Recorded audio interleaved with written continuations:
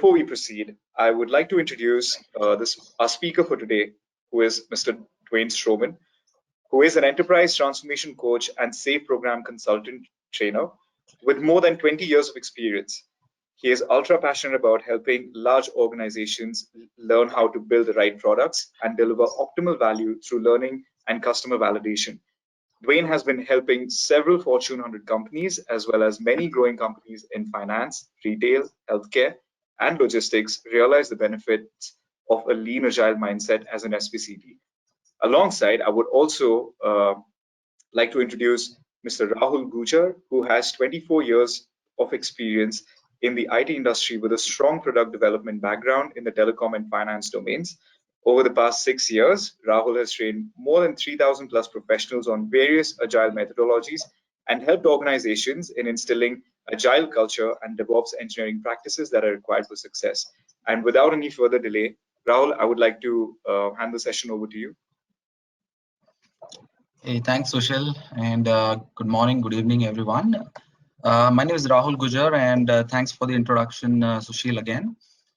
Today's topic on Lean Agile Budgeting, it's going to be a very interesting one because we feel that it certainly differs from the way we do traditional budgeting, which is to an extent a siloed approach, and it poses a lot of issues when it comes to project accounting. So, what is SAFE's approach towards lean budgeting, and that's what we're going to hear from Dwayne today. And without any further ado, I'm going to pass it over to Dwayne.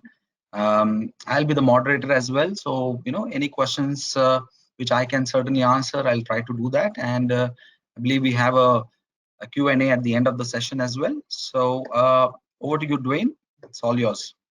All right, thank you, Sushil. So welcome everyone.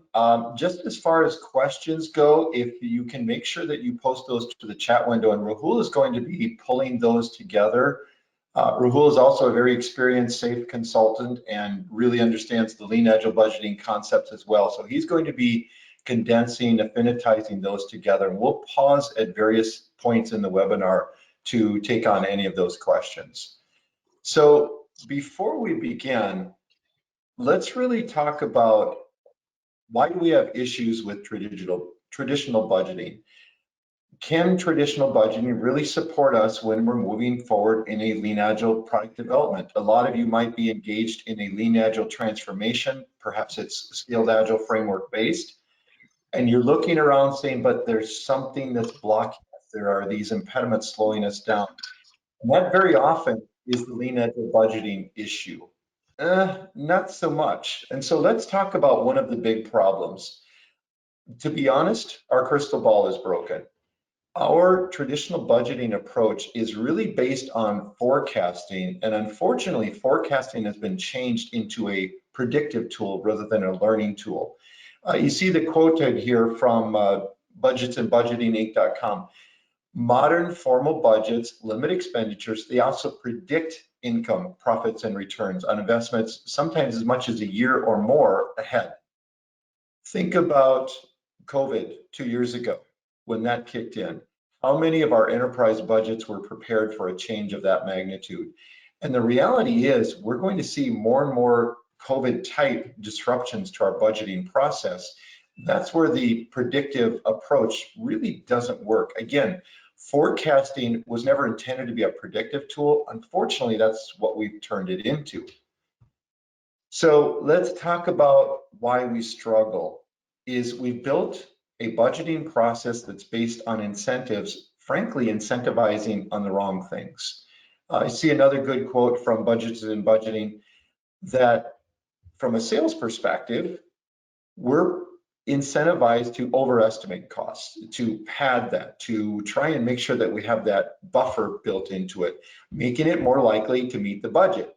Now, management incentive is trying to cut costs, trying to reduce, and now they're at direct conflict with each other. And it's, again, because of the incentives.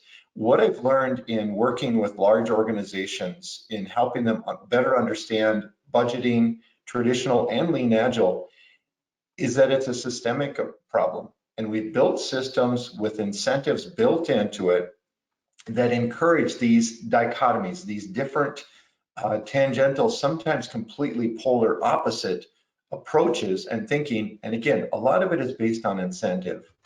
Now, one of the things that we've learned over time, and this may be a staggering number, but what we've discovered in our research into Lean Agile budgeting is the average enterprise is spending about 30% of its budget just on managing the budget. When we first discovered this number, we were surprised, and taking this to financial groups, CFO suites, and so forth, we expected a lot of pushback that no, the number can't be that big. The reality was the opposite. They actually came back to us and said, no, it's probably bigger than that. It's probably more than that. And so there's where the difficulty comes in, is we're spending a significant part of our budget just managing the budget. What I like to tell my clients is, if you think about reducing that, and that's really as a intro into Lean Agile budgeting, it's a deprecation of controls, it's a reduction of constraints. And so when we start to reduce the cost of managing our budget, that money can be spent on product development, on serving our customers. One of the key things when we think about that 30%, one of the key things that's really damaging us is our traditional approach. Now, let's take, for example, a company that has a yearly fiscal and calendar year alignment approach. We start in June, July, August of a year and start to forecast for the next fiscal year. Again, treating forecasting as more of a predictive tool rather than a learning tool. So we go through all the discussions, we go through the debates, sometimes good conflict turns into bad conflict, but eventually somewhere in September, October, November, we have a budget approved and it's ready to go for the next fiscal calendar year. We start January working through that first part of the budget and realize we missed the mark. Either there was more opportunity there, it was going to cost us more, we weren't funding the right things. And rather than taking that as a learning opportunity, we took that as someone messed up. And so now we have to do the change management. We have to deal with the approvals, the reforecasting, the adjustments, which tends to take 6 weeks, 6 months sometimes. The problem is we come to February and March and April, and it continues to do the same thing.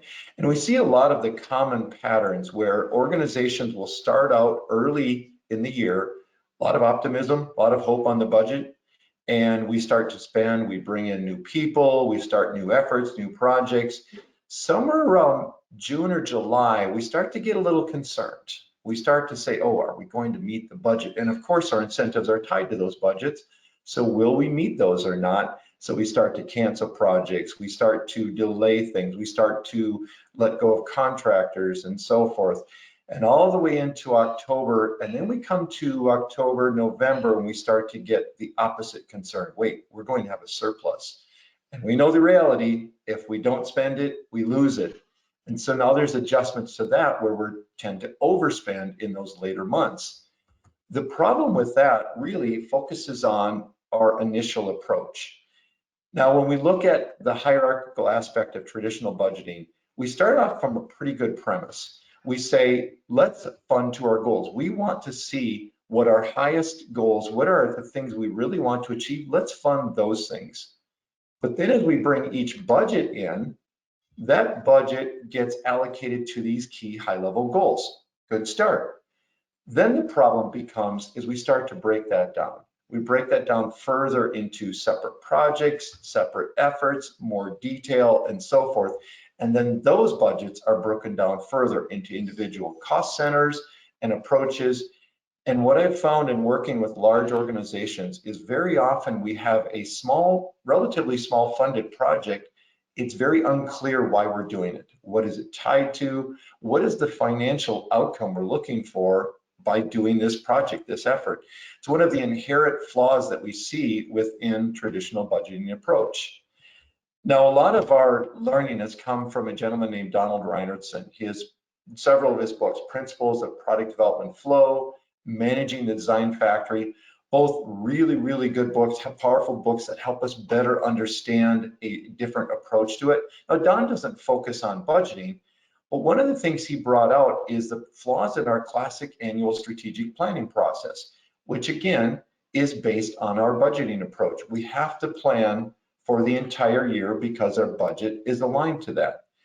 And that's where we get into that 18-month potential delay, where we go back to the previous slide and we're talking about funding, determining funding in June, July, and August of a particular year, trying to forecast, predict what we're going to spend in November, December of the following year.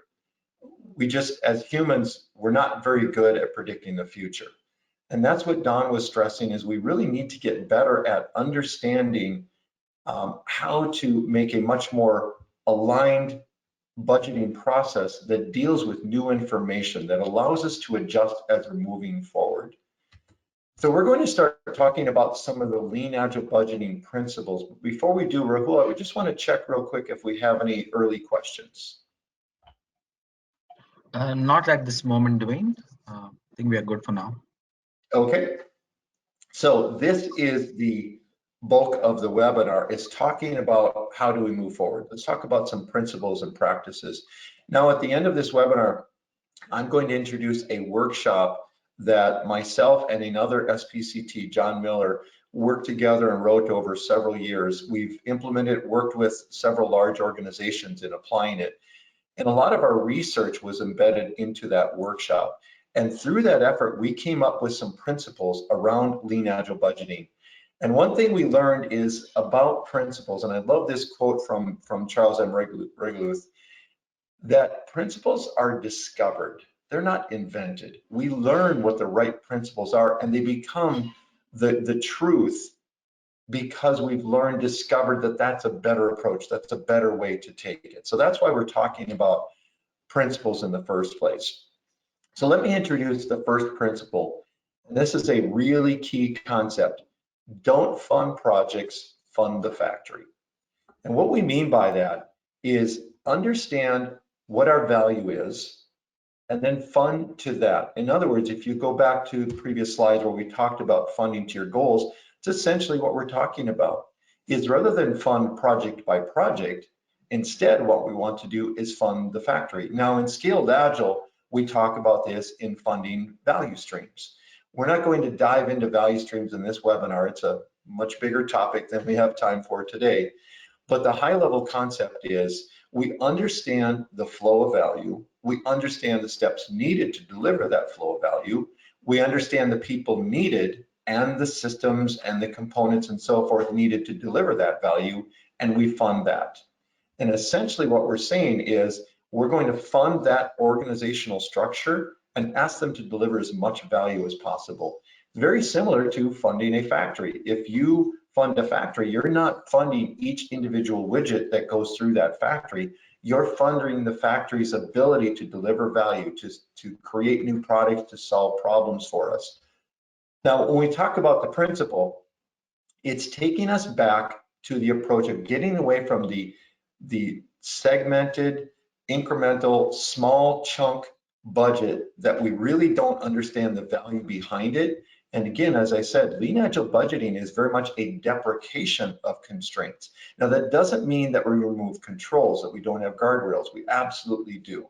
But we remove those individual constraints. We change the incentives to deliver value rather than meet this individual particular project.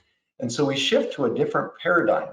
Rather than funding those individual projects, we're now working towards funding these value streams. These are equivalent to those factories.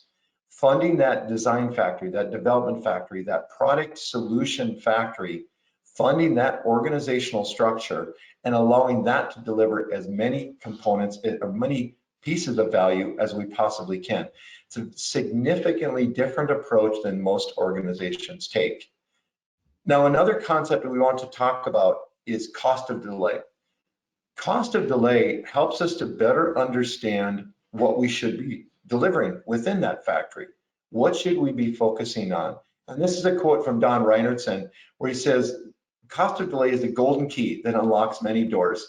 I have seen cost of delay become a transformational concept within organizations. It literally changes the mindset of how people think about budgeting. And essentially what cost of delay is breaking it down into separate components that we can understand. And we focus on two key things. We focus on understanding the cost of not delivering the value. That's the cost of delay. In other words, if we don't deliver this feature, solution, product, solve this problem, what is it costing our organization versus this other opportunity? And it's very much a comparison approach. It allows us to relatively compare different opportunities and determine which one should we be focusing on first. Now, we have to be careful though, because we don't want to just say which one has the highest cost of delay. Some of those cost of delay reductions can be very expensive to remove. And that's where we take in the job size, the cost to implement that valuable thing. I like to equate it to selecting the best hanging fruit. It may not be the juiciest fruit, it may not be the lowest hanging fruit, but it's that combination where we better understand, based on the economic outcomes, we can deliver this in optimal time and it will give the optimal economic value. And that's really the key to this, is better understanding the cost of not only delaying the delivery of this, but the economic enhancement, improvement to the organization. That's a absolutely critical component to it. So let's switch gears a bit and talk about decentralization, because a key component of cost of delay is being able to decentralize those decisions and allow us to move the decisions lower into the product development cycle, into the approach. Not only the decisions, but also the understanding.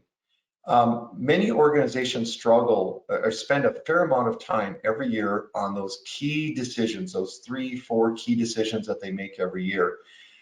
Don Reinertsen in his book talks about the fact that those hundreds of decisions we make every day, those are the ones that really have enormous economic input or impact on our organization.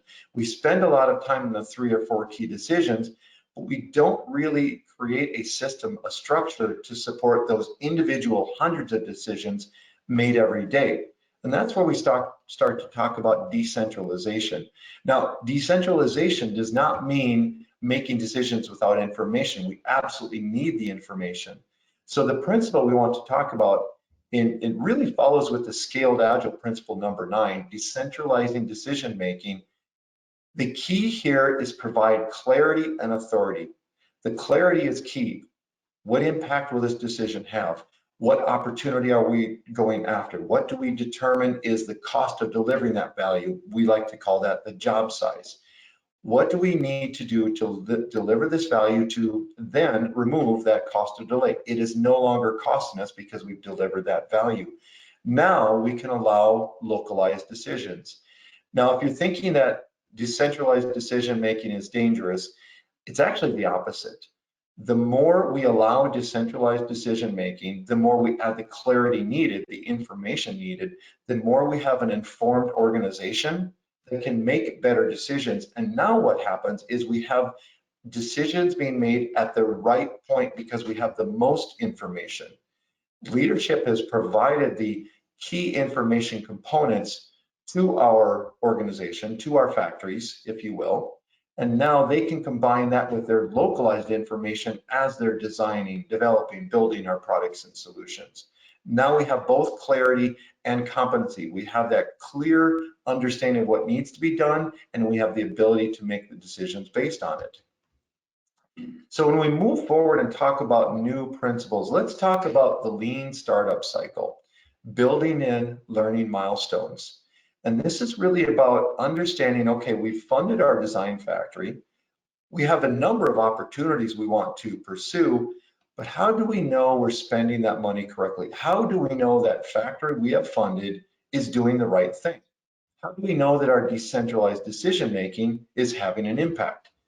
In Scaled Agile, we advocate using the lean startup cycle. Now, this really started from Eric Ries, his book, The Lean Startup. He has an additional book and a lot of information about there, about taking the lean startup concept and applying it to large organizations. And there's three key components to that. Is first, understand what your MVP is. Start off with that first baseline component. It's not gold plated, it's not polished, it's barely a usable product, but it's enough for us to understand, one, is our assumption valid? And two, can we gather objective data? Now, the assumption we're clarifying is twofold. One, do we have the right solution? But even more important, are we trying to solve the right problem? Many times, the information coming back will tell us, not only do we not have the right solution, but it appears we're not even trying to solve the right problem. Customers don't care about that problem, or it's not what's first and foremost on their mind, what's causing the issues. But then we go to step number two, tuning the engine. This essentially means finding that early indicator, those leading indicator. We call it innovation accounting, coming from Eric Ries's term, is how do we look at those early numbers coming back and allow us to adjust and pivot to either a different approach or perhaps even focusing on a different problem. And that allows us to make that pivot or persevere decision. And the strength of this is, when we make a decision to move forward on an effort, it's not a go and disappear and solve this entire problem. It's a go get started decision. It is a, this seems to be valuable. Let's learn as much as we can, as quickly as we can, and determine should we continue. Very often the MVP will come back and say, nope, wrong solution. Okay, we have an opportunity to adjust. Might be the right problem to solve, not the right approach. Let's start again, let's try again. Sometimes the information comes back, very often it comes back and says, you're on the right track, keep going, keep addressing this same problem in the approach you're taking. Then we look at that and determine, okay, so now we've started down that path, at what point should we stop? And this is where we start to learn that very often, in Scaled Agile, we use a artifact called an epic. It's a really big initiative. This is typically, you know, in US dollars, multi-million-dollar type efforts, fairly large, substantial efforts. Very often, traditional budgeting, we look at that and say, okay, if we're funding this at 4.5 million US dollars, we're going to spend the entire 4.5 million. And if history teaches anything, it's probably going to be more like 6 million. The lean startup cycle says, hold on, let's keep learning as we go. Perhaps we get to a spend of 3 million, and we look at the data coming back and we say, you know, we've solved this problem to the point the customer says, move to the next problem. It's no longer my biggest concern. It's no longer our biggest opportunity. We might pivot before we've even completed what we thought we would need to do and allow us to adjust and move to something else. And that's a critical thing, is very often we save money that we thought we were going to be spending on a key initiative because we've taken this approach, introducing this lean startup cycle approach. Now, you may ask, how do we know those numbers? How do we get that information early on? Most companies, as you see the quote here, most companies are really good in lagging indicators, return on investment, perhaps we're having net promoter scores, we're looking for customer sat surveys. Those are all key things that really help us understand, did we go the right direction? But very often they're too late. We've already spent the money. We need to, there's no way to recoup that money if we did go the wrong direction. So we need to understand how to get leading indicators, early indicators that tell us very early on, are we going the right direction? It allows those pivot or persevere opportunities. Those are the keys we're looking for. So let's introduce our next principle. This is using the lean startup and innovation accounting. Now, again, this comes from Eric Ries's approach, but there's a really good guidance article from Joe Vallone from Scaled Agile about applying innovation accounting within SAFE. This is a key concept that allows us to find ideas. We build that MVP. We have that minimum viable product. And again, this is not a polished product. It's not a completed product. It's enough for us to gain learning information, to add information that we didn't previously have, and then we measure. And these measurements are key critical measurements. Again, we're not looking for ROI measurements, those trailing indicators. We're looking for very early indicators that help us understand, are we going the right direction? That data will do one of three things. It will tell us, do we have the right problem to solve? Are we focusing on the right solution to solve that problem? And what is the next most important thing to do? And that is a key element, is it allows us to pivot and adjust within our now validated strategy. What's the next component? What is the next key concept that we would be adding in? And I want to show an example so that you better understand what a leading indicator is. So let's take a look at Hertz.com. Now, we know the rental car company industry has been impacted by COVID. It's been an issue. But let's take a look at how Hertz could have applied this. And I do not have internal information if Hertz did this, but Hertz could easily have put out and said, you know what? We want to help you buy a car. Well, we can solve two problems. One, we may have customers that would like to purchase cars. It's a new market for us. Two, we have rental cars that are perhaps time to leave our fleet. It's a great opportunity to sell those cars directly rather than through a wholesaler or something where we're losing money. But how do we know that's going to work? How do we know that that's actually a good opportunity? Traditional approach would say, well, we need to, here's the project. It's going to cost us 10 million to build out the effort, another 15 million to build the infrastructure. Okay, that's 25 million. Yes, approved. Let's go spend that 25 million. But how do we know? And so Hertz could easily have put on their website a simple tag says learn more. And from that data, they're waiting to see information. And it could easily lead to a page such as this that simply says, hey, give us some information. So tell us your location, tell us what you're looking for. And as soon as you submit your information, we will get back to you. We may not have the car sales approach built in. We don't have the ability to actually sell the car yet. We're collecting information. The response to this could easily be, thank you for your request. We are working on the car sales approach within your area. We will get back to you shortly once we have that up and running. Now, that's not falsifying to the customer. You're simply gathering information as quickly as you can. Is this a viable option? Is this the right approach we want to take? So it's a really good example of getting that minimum viable product out there to understand, is it the right approach? Is it where customers want to move towards? So we've talked about why traditional budgeting can be damaging. We've talked about some of the principles that we discovered. Again, we did not invent the principles. We discovered them as truths that work. But how do you get started? And I wish this webinar had time to really give you a step-by-step plan. The reality is there is no step-by-step plan. There's a lot of effort involved in determining where your biggest points are around traditional budgeting, which are the areas you want to focus on first. So let's talk about some simple steps to get started. The first thing is you need to think big. Why do you want to approach this? You need to have a shared understanding of, yeah, our current budgeting process is really slowing us down. We need to address that, okay? Because we want to be able to deliver product value sooner. We want to be more accurate. We want to be able to adjust much faster. But then you have to act small.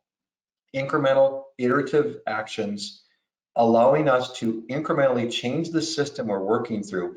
And the reality is the culture will follow. A lot of people say our culture will not allow Lean Agile budgeting. You're probably correct. What we're looking at is changing the system that changes the mindset, and the culture will follow and will change with that. And it becomes easier and easier to move forward into a Lean Agile budgeting approach. One of the key things we've already talked about, measure often. Having the right metrics in place, having the right measurements, again, focused on leading indicators rather than trailing indicators. Looking at key numbers that will tell us early on, are we moving forward the right direction? Are we seeing value incrementally? And that allows us to adjust our path, adjust our roadmap as we're moving along. It allows us to learn. One thing that we learned and discovered in building these principles is the most damaging information is the information we don't yet have. And that's the concern, is trying to gather that information as quickly as we possibly can. Now let's talk briefly about mindset and culture. Again, as I said, your current culture probably will not support Lean Agile budgeting. Don't despair, that's not a problem, because we start to change practices. And as we change practices, the culture comes around. we start to understand that a lot of our approach to Lean Agile or to traditional budgeting is based on a fixed mindset, meaning we're really stuck and rigid with our approach. We believe that's our current reality and it can't be changed. When we understand these mental models and we say this is how we view the world, and that's really what a mental model is our experience, perception that gives us that filter of how we see the world. When we adjust that to a growth mindset and we look around and say, yes, this is our current understanding, our current experience, our current approach and thought, but is it correct? Could it be changed? Could we start to adjust that? Are there opportunities here? And this is where we start to look at some of the current problems we have. Things like Don Reinertson listed here. We don't correctly quantify economics. Working with organizations, I was speaking with a client yesterday and they were talking about their budgeting approach. And they said, let's be honest, when we fund a project, we rarely, if ever, go back and look at the economics of that funding. Was it a valid project to fund? Was it the right approach? Did we fund it correctly? And unfortunately, that's a very common response. We see that quite often is organizations don't actually go back and look at empirical data to learn, are we doing this the right way? Is there opportunities for improvement? A number of other things, blindness to cues. When we just look at first in, first out approach, here's the value we need to deliver. It came in this order. We have to deliver it in this order. We really focus more on productivity. We hear that quite often when we're working with clients. We need to improve productivity. The reality is what we want to improve is value delivery. Productivity will take care of itself. A number of other key components. We talked about the centralized control, moving to decentralized decision-making.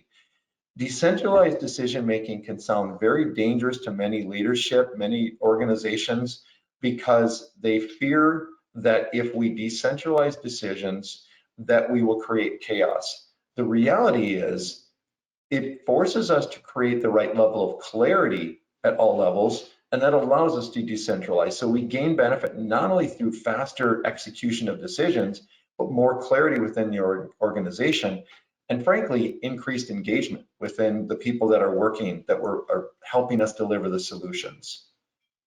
So let's talk about some next steps. What are the key next steps that you need to take? We gave you some of those lists, but I want to give you a cautionary tale to this. Working with a number of organizations, I came up with an analogy, and it's really that your budgeting process is similar to a tangled ball of yarn. We have to be very careful. That ball of yarn is tangled over time. It's taken quite a long time to build our budgeting approach. There's a lot of constraints and controls and so forth around it.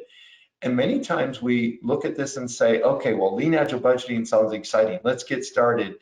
You can't just cut that ball of yarn in half. It doesn't work that way. Because of the tangled web that we have, how it's baked into our system, how it's really baked into our culture, you can't just cut that ball of yarn in half. But there is a better approach, and that's to really start thinking about how to untangle that ball of yarn. How do we peel back one thread at a time, one string at a time? And that's the approach I always recommend with my clients, is let's look at your current budgeting process and not try to change everything all at once.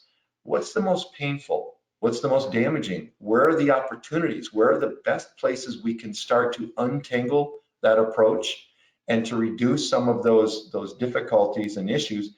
We learn from those and apply that and move forward from there. But as we're doing that, we have to be careful of one thing.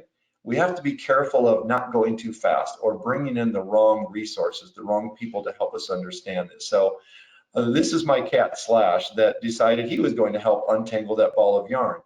We have to be very careful we don't take that approach. We have to take I hate to say cautionary approach, we have to take a very learning approach to that. And one of the best ways to learn about that is to incorporate key learning opportunities. For example, let's talk about the LPM course from Scaled Agile. It's one of the courses we offer through KnowledgeHut. The LPM course will help you create a portfolio structure that is based on Lean and Agile concepts and building that out. But this is really a course that helps us better understand how to deliver, how to set up a lean portfolio approach And then we can start to apply Lean Agile budgeting around it. It also helps us incorporate the value stream organizational approach. Another option that we have is the workshop that I mentioned that John Miller and I have written. And this approach is helping us understand as an organization. It's intended to be taught internally. It's intended to be taught within your organization to your leadership to help them understand, one, where are we struggling with our current traditional budgeting? Where's the pain?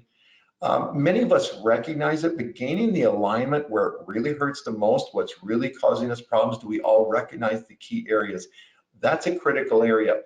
Whenever we deliver this workshop, we always have aha moments within this portion of it where we have leadership saying, wait, wow, that's a lot more painful than I thought.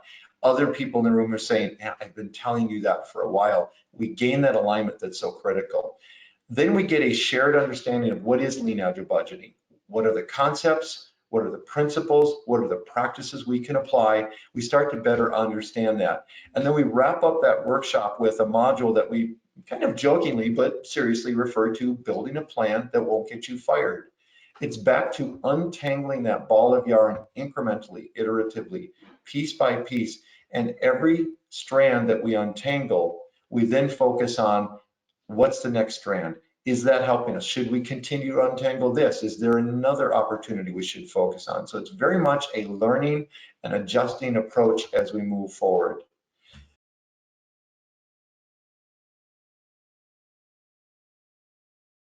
Why traditional budgeting is damaging us, why it's causing us these issues, that there is an opportunity. That's where I see a lot of organizations struggle, is they think, but that's just how it's done. That's the only way to do it. And helping them understand that that's not reality, that there are approaches, there are ways to solve this problem. And they are relatively low risk. In fact, what we find incorporating Lean Agile budgeting, we actually reduce risk. A lot of organizations we work with very risk averse, with anywhere from government to financial to healthcare sector, number of different organizations that all say, but our budgeting process is tied into our compliance approach, it's tied into our audit, it's tied into whatever it might be. What we've discovered is by implementing Lean Agile budgeting, we're able to better support those compliance issues, stay more in compliance, to deal with regulatory issues, all the different contracting concerns and so forth.